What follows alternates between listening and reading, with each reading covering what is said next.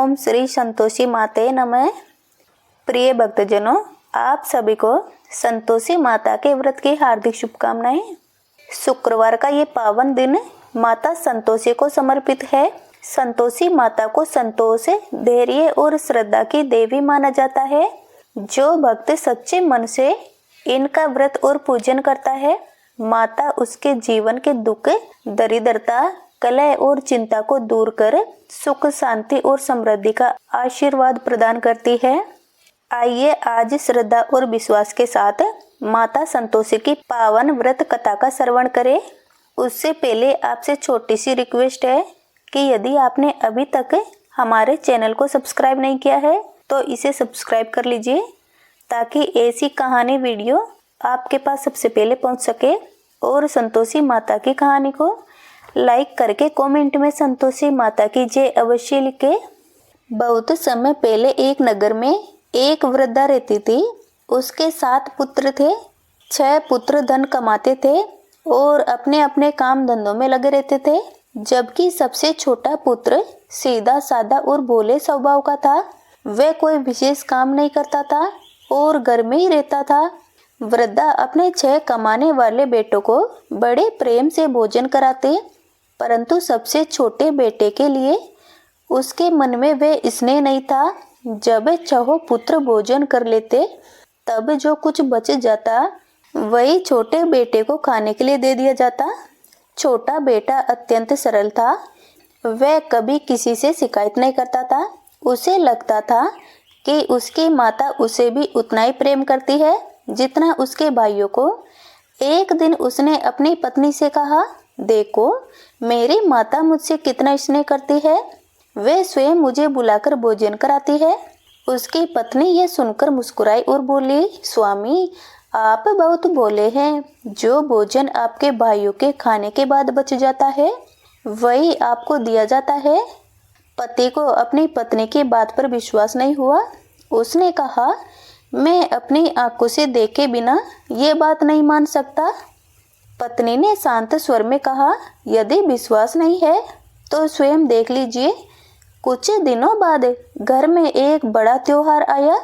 तरह तरह के पकवान बने, घी से बने लड्डू तैयार हुए और पूरे घर में उत्सव का वातावरण था।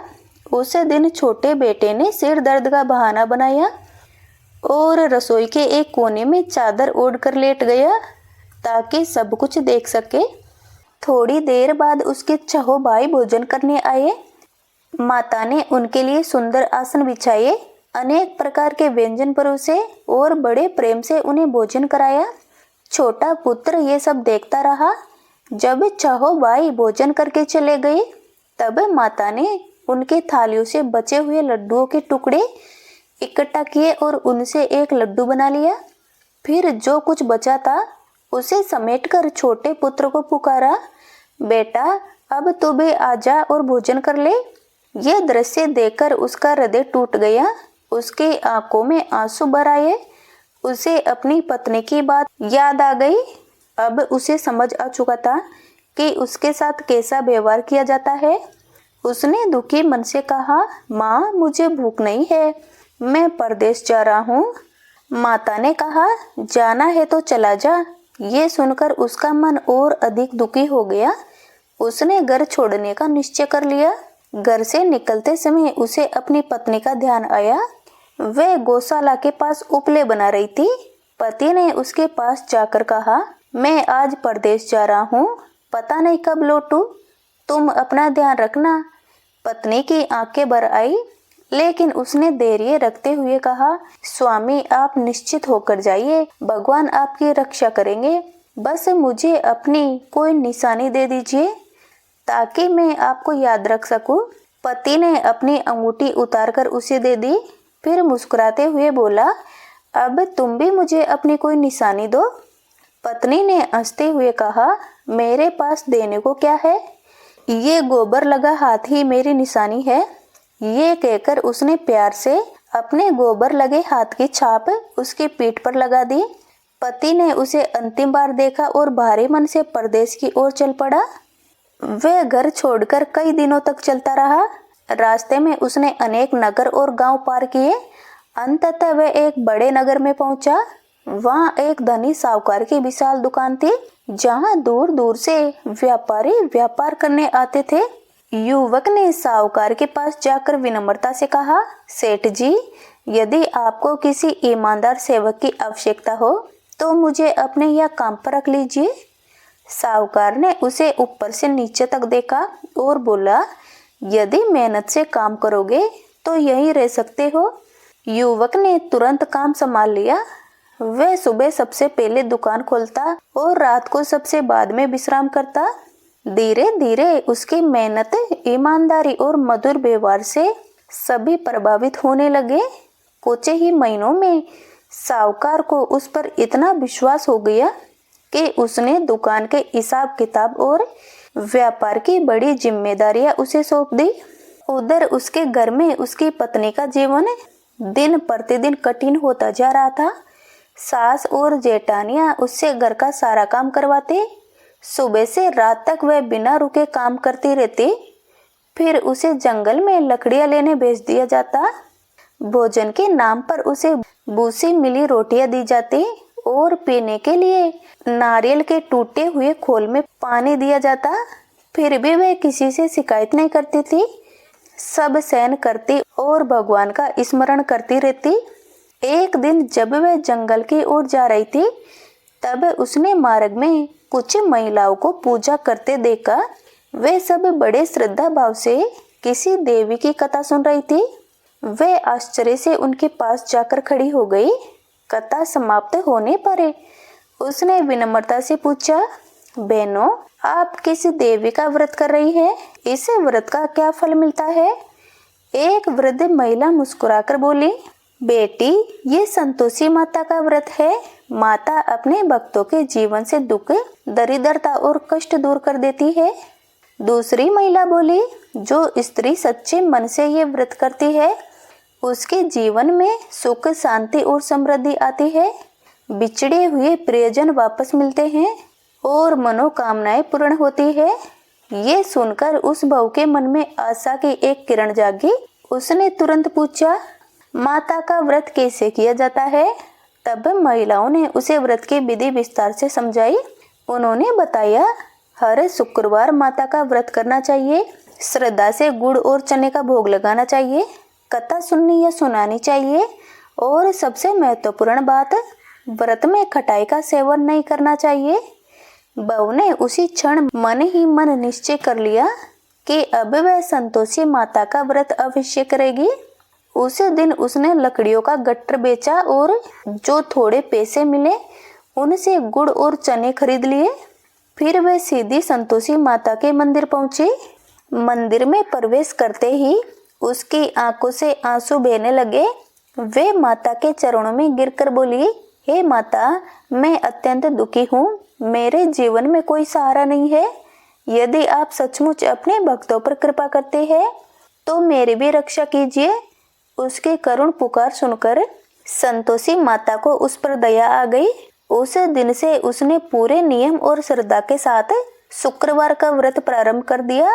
पहला शुक्रवार बीता, दूसरा शुक्रवार आया और तभी एक घटना घटी। परदेश गए उसके पति का पत्र घर पहुंचा। इतने वर्षों बाद उसका समाचार पाकर बहू की आंखें खुशी से भर आई। तीसरे शुक्रवार तक उसके पति द्वारा भेजे गए धन भी पहुंच गए। अब घर वालों के चेहरे बदलने लगे। जो लोग उसे ताने देते थे वे अब चुप रहने लगे। लेकिन बहू के मन में धन की खुशी नहीं थी। उसे तो केवल अपने पति के दर्शन चाहिए थे। इसीलिए वह फिर संतोषी माता के मंदिर पहुंची और रोते हुए बोली, हे माता, मैंने आपसे धन नहीं मांगा था। मुझे धन नहीं चाहिए, मुझे तो केवल अपने पति का साथ चाहिए। उसकी सच्ची भक्ति देखकर माता अत्यंत प्रसन्न हुई।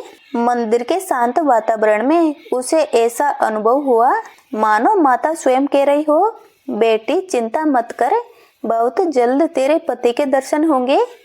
ये सुनकर उसका हृदय आनंद से भर गया। लेकिन दूसरी ओर उसका पति अभी भी परदेश में अपने व्यापार में इतना व्यस्त था कि उसे घर लौटने का विचार तक नहीं आ रहा था। संतोषी माता की कृपा से उसका भाग्य चमक चुका था। जिस दुकान में वह नौकर बनकर आया था, उसी दुकान का मुख्य कार्यभार अब उसके हाथों में था। धन, मान, सम्मान और प्रतिष्ठा सब कुछ उसे प्राप्त हो चुका था। लेकिन संसार की यही रीति है कि जब मनुष्य को सुख और वैभव मिल जाता है तो वह कई बार अपने पीछे छूटे लोगों को भूल जाता है। ऐसा ही उस युवक के साथ भी हुआ। उसे अपनी पत्नी का स्मरण बहुत कम आता था। इधर उसकी पत्नी हर शुक्रवार माता का व्रत करती और अपने पति की कुशलता तथा शीघ्र वापसी की प्रार्थना करती। एक दिन संतोषी माता ने सोचा, मेरी ये भक्त बड़ी निष्कपट और सच्चे मन वाली है, इसकी भक्ति व्यर्थ नहीं जानी चाहिए। उसी रात माता संतोषी उस युवक के सपन में प्रकट हुई। सपन में उसने देखा कि एक दिव्य तेजस्वी देवी उसके सामने खड़ी है। माता ने कहा, पुत्र, क्या तू सो रहा है या जाग रहा है? वे बोला, माता, मैं न पूरी तरह सो रहा हूँ और न जाग रहा हूँ, कृपया करके बताइए आप कौन है? माता बोली, मैं संतोषी माता हूँ। क्या तुझे अपने घर की याद है? क्या तुझे अपनी पत्नी की पीड़ा का स्मरण है? युवक बोला, माता, मुझे सब याद है, लेकिन व्यापार के बंधन इतने हैं कि मैं चाहकर भी नहीं जा पा रहा हूँ। माता ने गंभीर स्वर में कहा, तेरी पत्नी अत्यंत कष्ट सह रही है। वे मेरे व्रत कर रही है और तेरी प्रतीक्षा में दिन रात आंसू बहाती है। अब समय आ गया है कि तू अपने घर लौट जाए। युवक बोला, माता, मेरे पास बहुत सारा व्यापार है, हिसाब किताब अधूरा है, मैं अचानक सब छोड़कर कैसे जा सकता हूँ? माता मुस्कुराई और बोली, कल प्रातः स्नान करके मेरा स्मरण करना, घी का दीपक जलाकर मुझे प्रणाम करना और फिर दुकान पर बैठना, बाकी के सब काम मैं स्वयं कर दूंगी। ये कहकर माता अदृश्य हो गई। प्रातःकाल युवक की आंख खुली। उसे सौपन की हर बात स्पष्ट याद थी। उसने स्नान किया, माता का स्मरण किया, दीपक जलाया और दुकान पर जाकर बैठ गया। लेकिन उस दिन जो हुआ वह उसकी कल्पना से भी परे था। सुबह से ही लोग पुराने कर्ज चुकाने आने लगे। जिन जिन व्यापारियों का पैसा वर्षों से अटका हुआ था, वे स्वयं आकर हिसाब निपटाने लगे। दुकान का जमा हुआ माल तेजी से बिकने लगा। दिन भर में इतना व्यापार हुआ जितना सामान्यतः कई महीनों में नहीं होता था। संध्या तक उसकी तिजोरी धन से भर गई। अब उसे माता के चमत्कार पर पूर्ण विश्वास हो गया। उसने तुरंत घर लौटने की तैयारी शुरू कर दी। पत्नी के लिए सुंदर वस्त्र, आभूषण और अनेक उपहार खरीदे। फिर अगले ही दिन अपने नगर की ओर चल पड़ा। उधर उसकी पत्नी हमेशा की तरह जंगल से लकड़ियां लेकर लौट रही थी। रास्ते में वे संतोषी माता के मंदिर पर रुकी और माता के चरणों में बैठकर प्रार्थना करने लगी। तभी उसे दूर मार्ग पर धूल उड़ती दिखाई दी। उसने आश्चर्य से पूछा, हे माता, ये धूल कैसे उड़ रही है? माता बोली, बेटी, तेरा पति लौट रहा है। अब सुनते ही उसकी आंखों में खुशी के आंसू आ गए। वे बार बार उसी दिशा में देखने लगी। कुछ ही समय बाद उसे विश्वास हो गया कि माता की कृपा से उसका प्रतीक्षा का समय अब समाप्त होने वाला है। संतोषी माता बोली, बेटी, तू लकड़ियों के 3 गट्टर बना, एक को यहाँ रख दे, एक को नदी किनारे रखे और एक को अपने सिर पर ले जाकर घर जाकर कहना, सासू जी, लकड़ियों का गट्टर लो, भूसे की रोटी दे दो और फूटे नारियल की खोल में पीने के लिए पानी दे दो। और आज ये मेहमान कौन आ गया है? उसने ऐसा ही किया। जब उसका पति नगर में पहुंचा तो सबसे पहले वे अपने घर गया। घर के लोग उसे देखकर अत्यंत प्रसन्न हुए और अब वह साधारण युवक नहीं बल्कि एक सफल व्यापारी बन चुका था। इसी बीच उसकी पत्नी सिर पर लकड़ियों का भारी गट्टर लेकर घर पहुंची। प्रतिदिन की तरह उसने आंगन में लकड़ियां रखी और दुख भरे स्वर में कहा, लो सासू माँ, जंगल से लकड़ियां ले आई हूँ, अब भूसे की रोटी दे दो और नारियल के खोल में पानी दे दो। और ये मेहमान कौन आया है? उसकी बात सुनकर उसका पति चौंक गया। उसे समझ नहीं आया कि उसकी पत्नी ऐसा क्यों कह रही है। वह तुरंत बाहर आया और ध्यान से अपनी पत्नी को देखने लगा। शरीर पर पुराने और फटे हुए वस्त्र थे। तभी उसकी दृष्टि पत्नी की उंगली में पहनी हुई उसी अंगूठी पर पड़ी जो वर्षों पहले उसने जाते समय दी थी। अब उसे समझ में आ गया। उसने अपनी माता से पूछा, माँ, मेरी पत्नी की ये दशा कैसे हो गई। माता बात टालने लगी, परंतु युवक सब समझ चुका था। उसे ज्ञात हो गया कि उसके जाने के बाद उसकी पत्नी ने कितने कष्ट सहे हैं।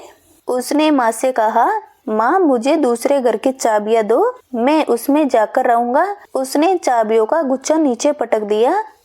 उसने अपना सारा सामान दूसरे घर में रखा। देखते ही देखते उनके राजा कैसे ठाट बाट हो गए। कुछ समय बाद उसने अपने पति से कहा, स्वामी, मेरी मनोकामना पूर्ण हो चुकी है। अभी मैं संतोषी माता के व्रत का उद्यापन करना चाहती हूँ। पति ने प्रसन्न होकर कहा, ये बहुत शुभ बात है, अवश्य करो। वह उद्यापन की तैयारियों में लग गई। बहू ने पूरे श्रद्धा भाव से खीर, पूड़ी, चने का साग और अन्य प्रसाद तैयार किया। फिर वह अपने जेठ के पुत्रों को भोजन के लिए निमंत्रण देने गई। उन्होंने आने की सहमति तो दे दी, लेकिन जेठानी को ये सब अच्छा नहीं लगा। उनके मन में ईर्ष्या उत्पन्न हो गई। उन्होंने अपने लड़कों से कहा, तुम भोजन के बाद खटाई मांगना, जिससे इसका उद्यापन पूरा न होगा। बालक भोजन करने बैठे। बहू बड़े प्रेम से उन्हें भोजन परोसने लगी। सबने पेट भरकर खाया, लेकिन भोजन समाप्त होते ही वे बोले, काकी, अब हमें कुछ खट्टा खाने को दो। बहू ने हाथ जोड़कर कहा, बेटा, आज संतोषी माता का उद्यापन है, आज खटाई नहीं खाई जाती। लेकिन बच्चे बार बार जिद करने लगे। तब भोली बहू ने सोचा कि शायद इन्हें कुछ और चाहिए। उसने उन्हें कुछ पैसे दे दिए। बच्चे तुरंत बाजार गए और उन पैसों से इमली खरीद कर खा ली।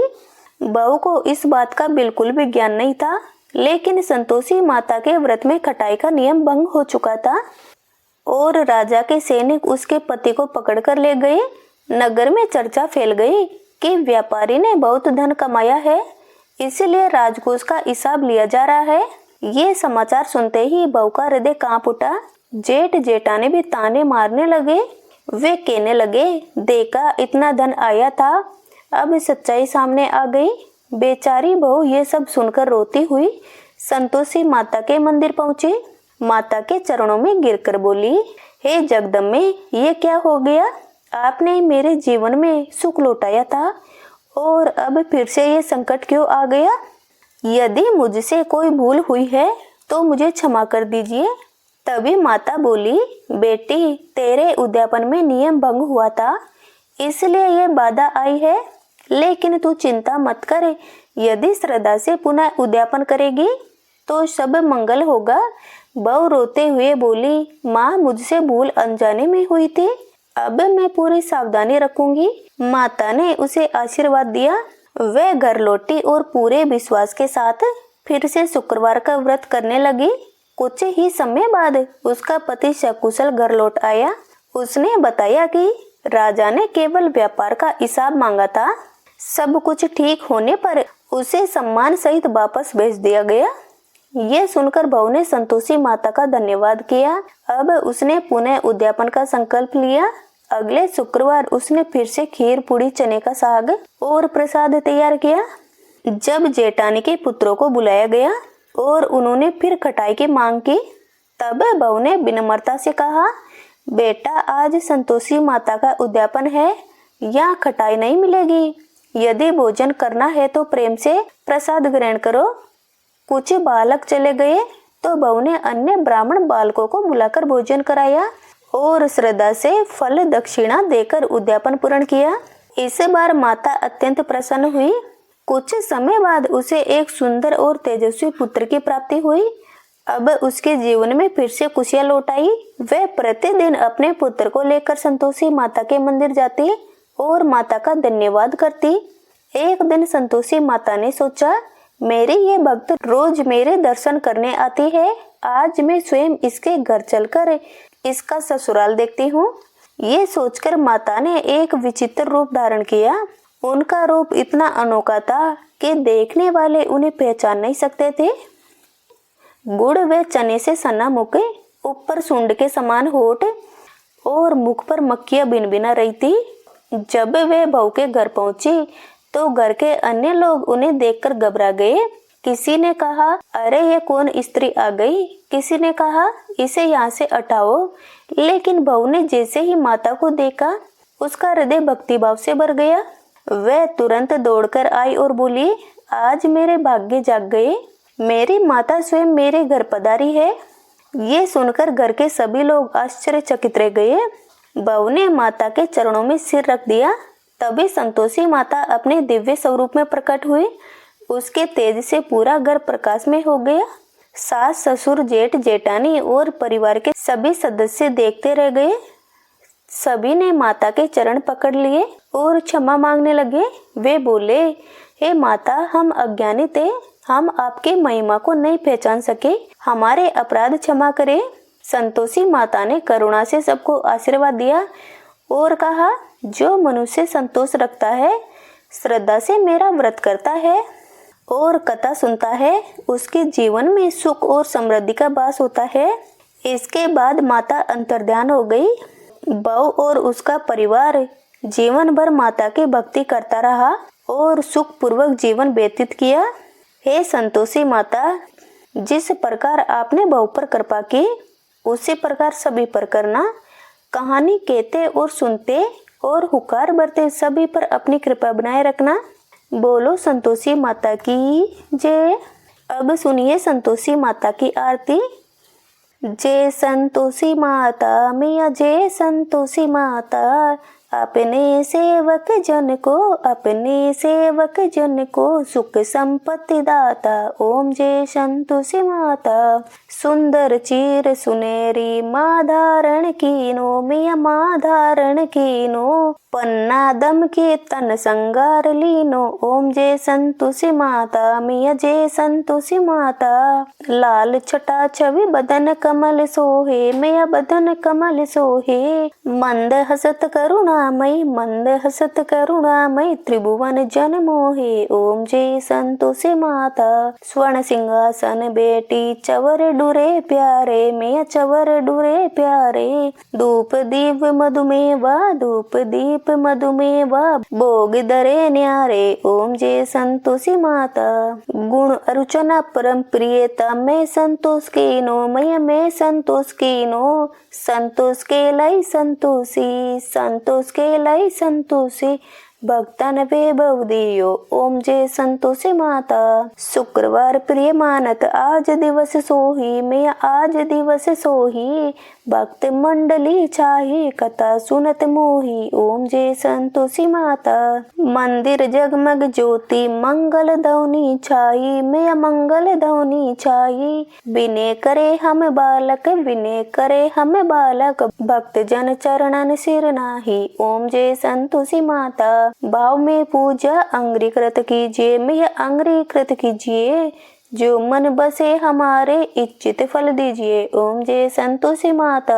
दुखी दरिद्र रोगी संकट मुक्त किए, मैं संकट मुक्त किए, बहुधन दे भरे घर में सुख सौभाग्य दिए। ओम जय संतोषी माता। ध्यान धर्यो जिस जन में मन वांछित फल पायो, मैं मन वांछित फल पायो, पूजा कथा श्रवण कर घर आनंद आयो। ओम जय संतोषी माता। शरण गहे की लज्जा रखियो जगदे में मैया, रखियो जगदम में मैया, तू ही निवारे दयामयी अम्बे, जय संतोषी मैया। ओम जय संतोषी मैया। आरती जो कोई नर गावे, मैया जो कोई नर गावे, रिद्धि सिद्धि सुख संपत्ति, रिद्धि सिद्धि सुख संपत्ति, जी भर कर पावे। ओम जय संतोषी माता। जय संतोषी माता मैया, जय संतोषी माता, अपने सेवक जन को सुख संपत्ति दाता। ओम जय संतोषी माता। कथा समाप्त हुई। प्रेम से बोलिए संतोषी मैया की जय।